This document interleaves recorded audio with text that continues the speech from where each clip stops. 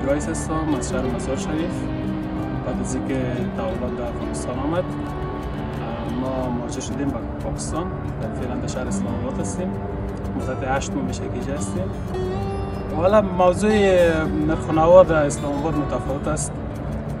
بعضی جایش قیمت، بعضی جایش ارزان، ولی در کل یک خانواده به خاطر معیشت روزگار خود باید روزانه 4 لاک 5 هزار تومان مصرف کنه. مصرف ما در روز 4 لاک 5 هزار تومان است. محیطی که ما زندگی میکنیم افغان خیلی زیاد است. افغان زیاد هستن.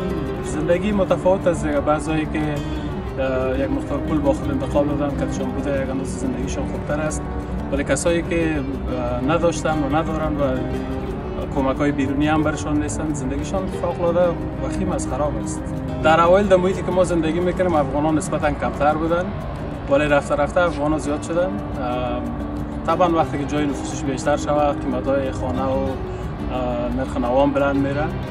رونق گرفته کارهای دکاندارا در مجموع رونق گرفته.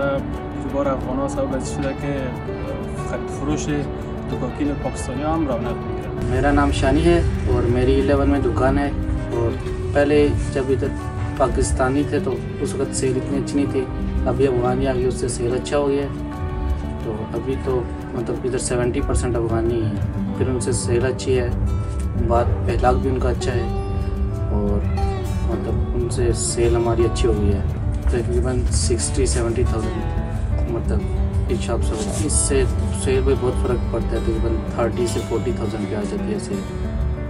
अभी उनकी वजह से ज़्यादा काम है, दिन पे वो ज़्यादा आते हैं मतलब, और उनकी वजह से सेल अच्छी हुई है।